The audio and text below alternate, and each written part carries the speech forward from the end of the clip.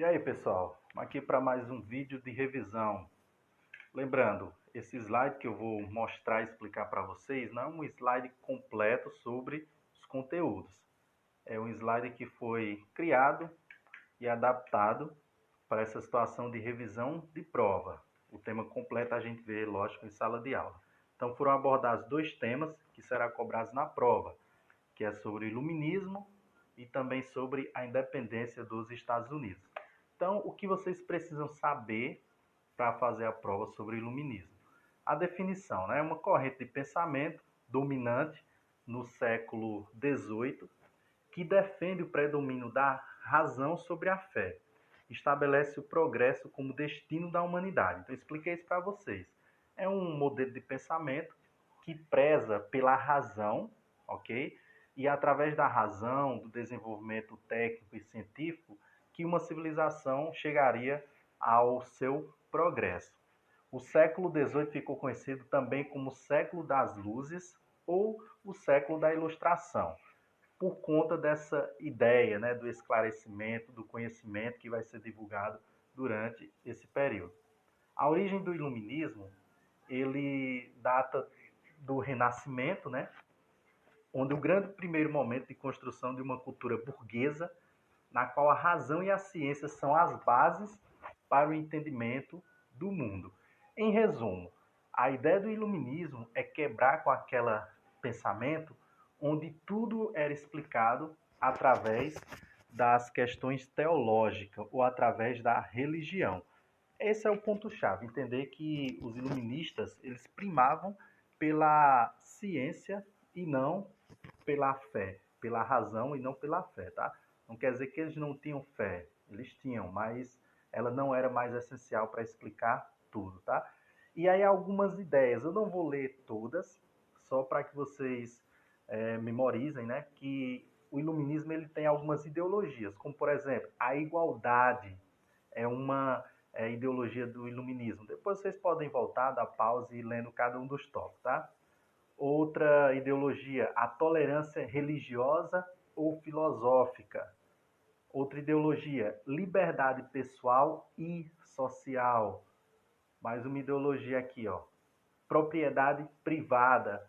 Então, o iluminismo tinha essa ideia de que o indivíduo ele tinha que ter o direito de ter uma propriedade privada, aquilo para chamar de seu. Aí vamos aqui, ó, para o combate ao antigo regime. Esse é o ponto-chave. O iluminismo ele surge para combater o antigo regime. E o que era o antigo regime? Era aquele modelo de governo do absolutismo monárquico. Por quê? Porque protegia a nobreza e mantinha seus privilégios. Então, o absolutismo vem com essa ideia de acabar com o poderio da igreja e também aqueles privilégios que a nobreza tinha. O mercantilismo é o modelo econômico que vai ser vigorado durante o iluminismo. E também eles combatiam o poder da Igreja Católica, né? Que no caso colocava essa ideologia de que tudo era explicado através da religião e aí tirava dos seres humanos aquilo que eles tinham de bom ou que eles tinham de falha também, já que tudo era atribuído ao sobrenatural. Temos aqui alguns pensadores iluministas, já adianto que na prova não vai ser cobrado um pensador assim específico, tá? Mas só para vocês entendam que alguns pensadores defendiam as ideias do iluminista e outros combatiam. Alguns dos que defendiam, eles tinham como objetivo esse pensamento aqui, ó, razão e progresso. Combatia o misticismo, a ignorância, o absolutismo, combatia a Igreja Católica, combatia também a intervenção do Estado na economia, enfim, todas as forças que se opunham ao progresso e ao desenvolvimento, tá? Aí aqui nós temos alguns pensadores iluministas, não vou me aprofundar, a gente se aprofunda em outro momento, só para citá-los, né? Que são pensadores da teoria liberal. O John Locke, que através dele surge o pensamento do liberalismo político. Aí nós temos também o Montesquieu, nós temos também o Voltaire, que fala sobre a crítica à igreja e à liberdade de pensamento, Então, essas aí são ideologias muito fortes dentro do iluminismo. E consequências do iluminismo, isso é essencial para a prova. Os iluministas foram os influenciadores dos movimentos sociais que depois se transformaram na Revolução Francesa. Muitas revoluções foram influenciadas pelas ideias iluministas. Revolução Francesa, revoluções pela independência da América Latina, independência dos Estados Unidos, Revolução Farroupilha, Inconfidência Mineira, dentre outras. Então, vejam que os temas são interligados, né? A gente estudou o iluminismo, uma ideia de pensamento que combatia a Igreja Católica e o absolutismo monárquico, e esse pensamento, ele sai da Europa, ele vai para outras regiões do mundo, influencia outros movimentos, inclusive na América, como foi a própria independência dos Estados Unidos. O que é déspota esclarecido? Isso aqui já adianta, importantíssimo para a prova, tá? São governantes absolutistas de alguns países da Europa que adotam certos princípios do iluminismo, promovendo em seus estados uma série de reformas nos campos social e econômico. Então, em resumo, o déspota esclarecido são alguns reis absolutistas que começam a fazer algumas reformas sociais e econômicas no seu governo, no seu reinado, através das ideias iluministas. Tá? Eles não vão abandonar totalmente o absolutismo, mas vão promover algumas reformas no campo social e econômico. Vamos passando aqui. Aqui a gente já vem para outro capítulo. Capítulo 4, a independência dos Estados Unidos. O que é que vocês vão ter que entender aqui? Ó? Tem um mapa mostrando onde eram as 13 colônias, tá? A definição é que a independência dos Estados Unidos foi um movimento inspirado nos princípios iluministas que determinou o fim do domínio da Inglaterra sobre as chamadas 13 colônias americanas, que atualmente são os Estados Unidos. Os antecedentes, nós temos como antecedência desse conflito até o século XVIII, essas 13 colônias tinham uma certa autonomia política e econômica, principalmente nas regiões onde se formam as colônias do norte e as colônias do sul. E é essas características a gente trabalha em sala de aula. As colônias do norte eram de povoamento, manufatura, trabalho livre, e as colônias do sul eram de exploração, do latifúndio, agroexportador e escravista. Elas eram totalmente diferentes. E aí lá na Europa vai rolar a Guerra dos 7 Anos, um conflito entre Inglaterra e França.